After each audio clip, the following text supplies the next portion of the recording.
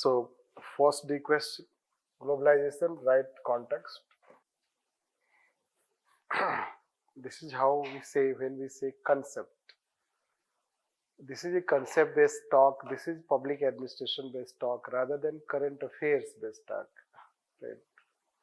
So blah blah you see from this, there will be other question on globalization, I will talk it. The basic part, the definition part, characteristics part. Rather, if you know early Farazman, so he has given definition also, characteristics also. It is quite, let's say, easy to write if once you know that. It gives the academic sense also. The 5 characterization of globalization by Ali Farazman. This, then let's say why it is, let's say it is not considered as with human face. Western centric, no? It was more based on Western liberal, let's say that values, imposition, structural adjustment program. It was a kind of aid conditionalities that globalization was imposed on developing countries. So that should come. Then MNCs coercive, they were, this is how globalization became more so coercive in nature, that MNCs how resource load, that has been highlighted by Boyd Bhattacharya, and this, they have highlighted this. How there was a resource load from developing countries to developed countries.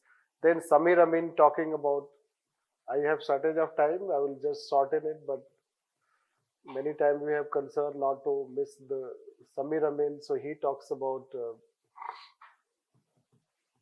equality, let's say equality. So unless globalization is based on equality, it will not be successful. It means globalization was not based on equality.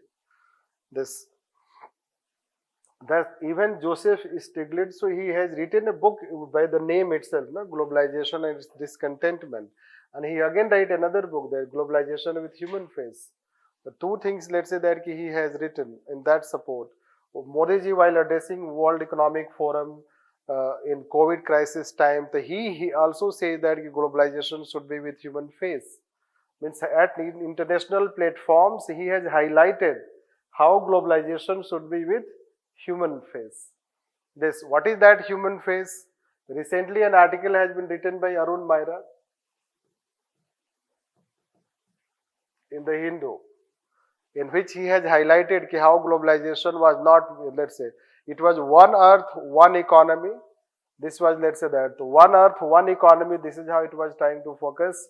G20 has focused one earth, one family, one future. So one earth, one family. So one family is based on equity and equality. This is how he highlights. It is more of equity and equality. At G20 this year, we are trying to make the world more equitable world, rather than a more, let's say that, imbalanced world dominated by Western, which the globalization in first phase tried to propagate. This. So that way, this is what we have to like. The main, let's say, theme line of the answer should be this way, to say, yes, it should be with human face. Right. Although towards end, you should recognize the positive contribution of globalization. Still, globalization has resulted into increased democratization of society, and increase in competency and efficiency of the society, and greater interdependence of society. These are also some positive aspects of globalization.